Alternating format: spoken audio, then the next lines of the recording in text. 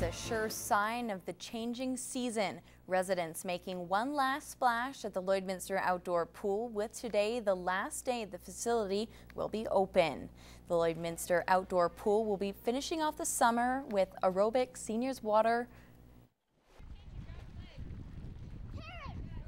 Summer has been a success. We sold over 50 season passes, and we've had pretty much max capacity every day that it's hot, but on those days that it's been kind of overcast as well, we've still had our patrons come, the regulars, so it's been a really great summer. The Leisure Centre will reopen on September 10th, and as an alternative for those looking to swim in the coming months and are currently looking to fill several positions. We're always looking for part-time lifeguard instructors, and we are willing to train. So if anyone is interested out there, please contact myself at the Leisure Centre and I can give you some more information.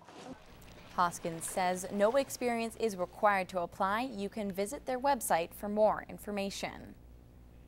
And a program here in Lloydminster is hoping to get the word across to kids and adults alike that a proactive and healthy lifestyle is the way to go. Will Cortez has more. In Motion is starting a visual program in hopes of getting kids and adults alike to get more proactive in their lives. Decals are a second portion of a program that we started just to raise awareness. The first one was a hopscotch at the Outdoor Leisure Centre, Outdoor Pool. And the second one here is the decals, just to raise awareness on reminding people that kids need physical activity as well as adults. 15% of children and youth are active enough to be considered healthy. 47% of children use an active way of getting to and from school, and 68% of teenagers watch more than 2 hours of television a day. In Motion is hoping that with the help of these decals, kids and parents alike are going to be able to see the message clearly and hopefully make getting proactive a family event. We sure hope so. We'd like these decals to really promote physical activity with kids as well as with the adults. It's important for everyone to be physically active, and it's a message that we're trying to get out there for everyone to be physically fit and active.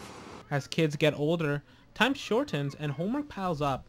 Parents are hoping keeping their kids in sports will help them stay active enough. I'll try to get her in soccer and swimming and stuff, but other than that, we'll try not to do too much sitting in front of the TV, but it is going to be a little bit harder when she's in school. Just introduce games that they've played as children even. There's a lot of games out there that kids nowadays don't even know about that were quite a bit of fun when they were kids. So just to introduce those games and to play them with the children.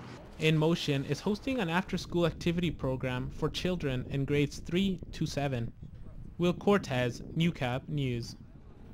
A band from BC took the stage in the border city yesterday, giving the audience a vintage sound. Gerard Lampow tells us why this musical blast from the north was just the right mix to close off a great summer.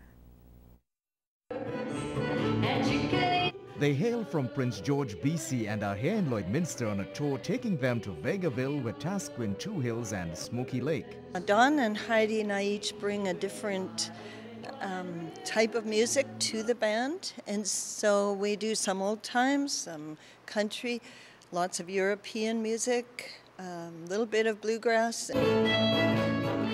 You can hear the distinctive sound of the fiddle. Growing up, Heather Soldan could not get to play the fiddle as it was reserved for men. She now spends her time teaching kids. The things that helps me and anybody in front of people, I think, is to get the focus off yourself and onto them, because I say to the kids, remember, we have something to give them. Sound of the North has been playing for over 10 years and also has a couple recordings. The new CD is called A Taste of Europe. I come from Germany originally, and Bess has origin in Scotland and Dawn in Ireland, and so we all have a love of the old country. And the Midwest clamored for more. Just superb. The yodeling was terrific, and the singing, I can't say enough about it. This is the first time I've been here, and I will be back again. Gerard Lampow, Newcap News. And while the weather isn't promising, there's still lots of great events going on around the region. Here's Lloyd FM's Brandon Bosler with what's happening.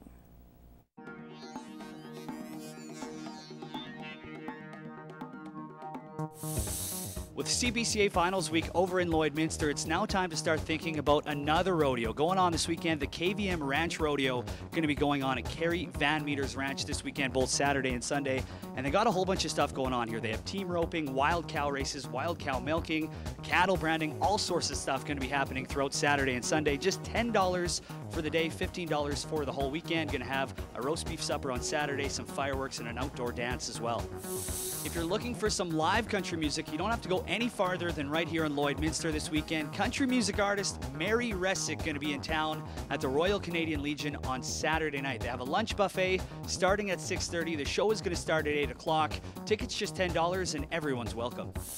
And we want to get your weekend started off right with the chance to win this CD Summer Prize Pack. A lot of great albums, the new High Valley album, the new one from Kip Moore, Up All Night album. You're going to want to check that one out. All you got to do is send your name and daytime phone number into tvcontests@newcap.ca. And a big thanks once again to John from Universal Music for hooking us up with the albums this weekend.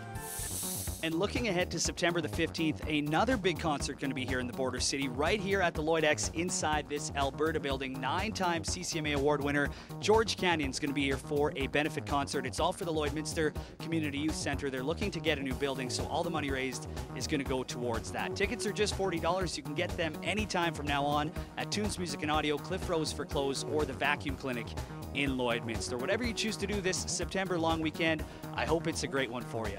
I'm Brandon Bosler, and that's what's happening. Adopting a new pet can be an exciting time, but with it comes added responsibility. On this month's Humane Habits, we look at what can be done to prepare.